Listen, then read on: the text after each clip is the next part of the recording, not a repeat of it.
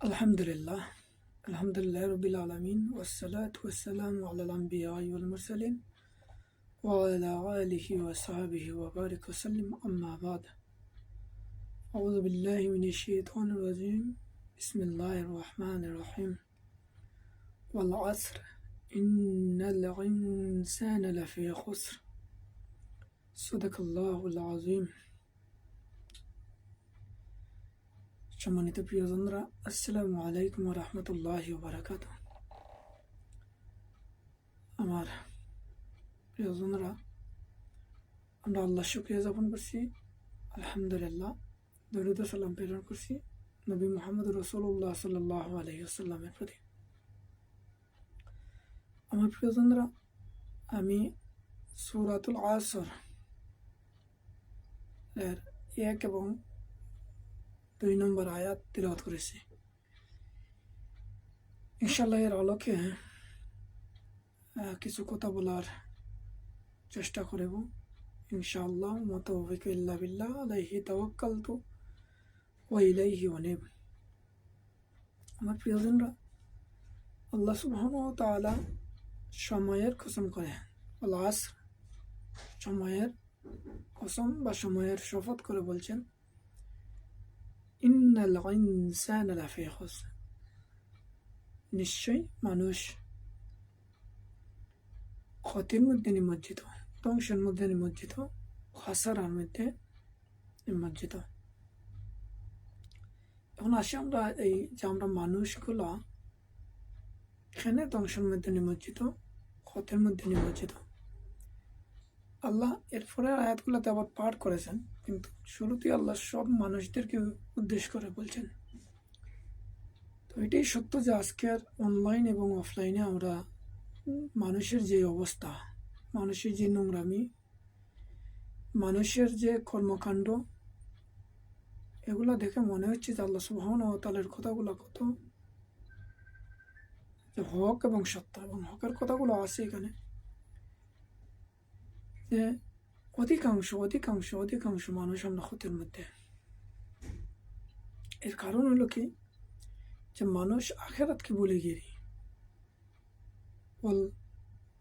বাল তুহসিরুনাল হায়াতাদ দুনিয়া, পূর্বের অনেক ভিডিওতে, প্রথম ভিডিওতে এগুলো বলছিলাম যে মানুষ এই দুনিয়ার লোভ, লালসা, চাকচিম্য, অতি পাওয়ার আকাঙ্ক্ষার কারণে মানুষ আখিরাতকে ভুলে গেছে। বলা আখিরাতু খায়রুন ওয়া আবকা, উত্তম যেই জীবন, উত্তম যে দিন, উত্তম যে সময়টা, সেটা হলো আখিরাত, অনন্ত অসীম, যার শুরু হবে শেষ নাই। কিন্তু এই দুনিয়ায় শুরুও আছে, শেষও আছে।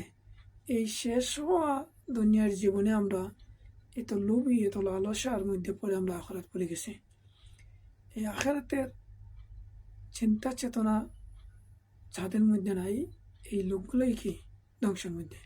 এখন কাদের মধ্যে এই দুনিয়াবী লোভ লালসা বেশি? আল্লাহ সুবহানাহু ওয়া তাআলা কোরআনের মধ্যে বলছেন পুরি জায়গাতে। আমরা যদি দেখি যে আসরের পরে পূর্বের সূরা যদি বলি, সূরা আত-তাকাসুর, সূরা আত-তাকাসুর আল্লাহ সুবহানাহু ওয়া তাআলা এই ছাড়া আখিরাত বলে গিয়ে দুনিয়ায় অতি পাওয়ার লোভে প্রতিদ্বন্দ্বী করছে, তারাই কি ধ্বংসের মধ্যে। দুনিয়াতেও ধ্বংস, আখিরাতেও ধ্বংস হবে। আসি আমরা সূরা তাকাসুরের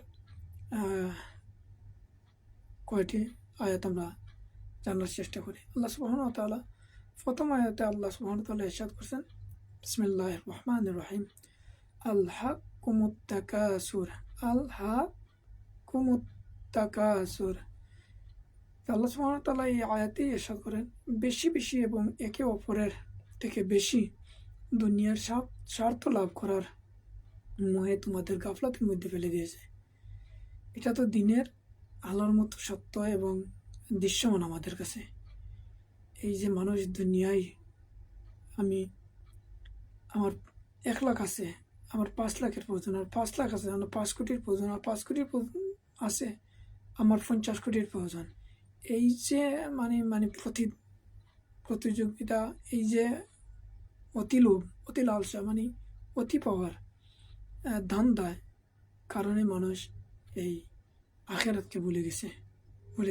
এর জন্য আল্লাহ সুবহানাহু ওয়া তাআলা সময়ের শপথ করে বলছেন, ওয়াল আসর ইন্নাল ইনসানা লাফি খুসর, যে ওই সমস্ত মানুষরা ধ্বংস যারা অতি পাওয়ার লোভ করে, অতি পাওয়ার আকাঙ্ক্ষায় ব্যস্ত। আল্লাহ পরে বলছেন এই আকাঙ্ক্ষা কিন্তু যারা করতেছে তারা সফল নয়। এটাই দিনের আলোর মতো দৃশ্যমান। এই পৃথিবীতে যত অতি পাওয়ার লোভে আকাঙ্ক্ষিত হয়েছে, নমরুদ, ফেরাউন, কারুন, আবু জেহেল, আবু লাহাব, উতবা, সাইবা, এই সময়ের এই যুগের যারা স্বৈরাচারী জুলুমতন্ত্রে যারা বসে আছে, যারা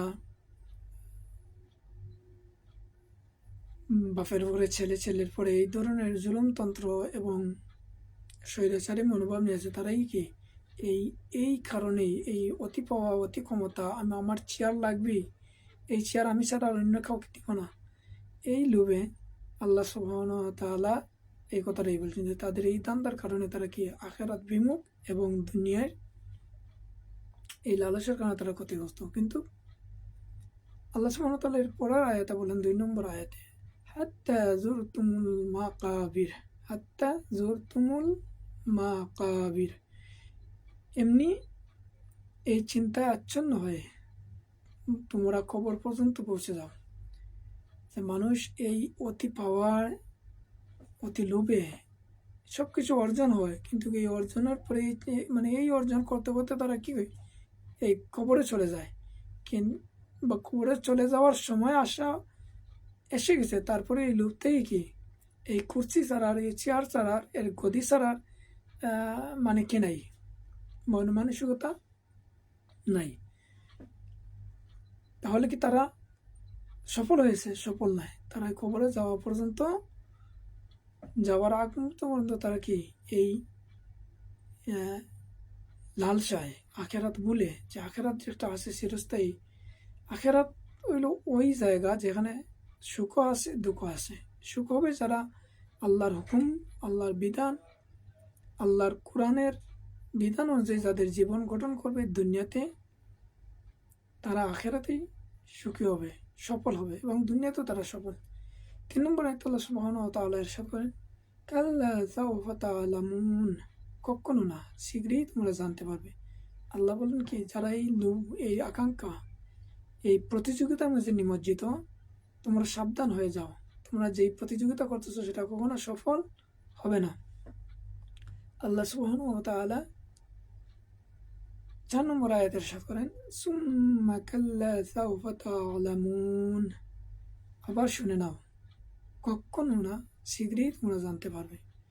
আল্লাহ মানে সতর্ক করতেছেন, বারবার সতর্ক করে বলছেন যে এই প্রতিযোগিতা তোমরা সফল হবে না। তোমরা জানতে পারবে কখন, যখন তোমরা মরে যাবে। তোমাদের এই ধন সম্পদ, তোমাদের এই অতি পাওয়া সব কিছু দুনিয়াতে থাকবে, কিন্তু তোমরা চলে যাবে।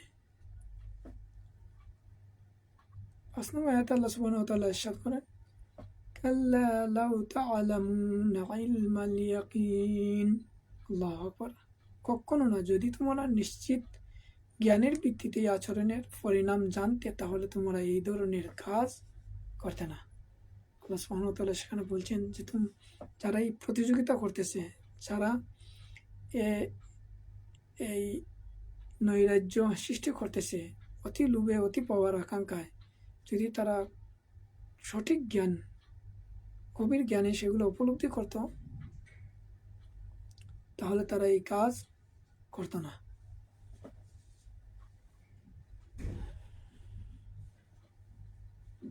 তাদের পরিণাম কি হবে? আল্লাহ সুবহানাহু ওয়া তাআলা 6 নং আয়াতে বলছেন, লা তারাহুন্নাল জাহিম, অবশ্যই তোরা জাহান্নাম দেখবি, এবং অবশ্যই তোমরা জাহান্নাম, তারা জাহান্নামেই পৌঁছিবে। প্রিয়জনরা, আমরা যা বললাম, শুনলাম, আল্লাহ সুবহানাহু ওয়া তাআলা যেন অতি পাওয়া, অতি লোভ থেকে আল্লাহ সুবহানাহু ওয়া তাআলা আমাদেরকে যেন হেফাজত করেন। আমরা যেন আল্লাহর হুকুম মেনে আখিরাতের শান্তিময় জীবনে কাজ করতে পারি, সেই তৌফিক কামনা করে বিদায় নিচ্ছি। আসসালামু আলাইকুম ওয়া রাহমাতুল্লাহ।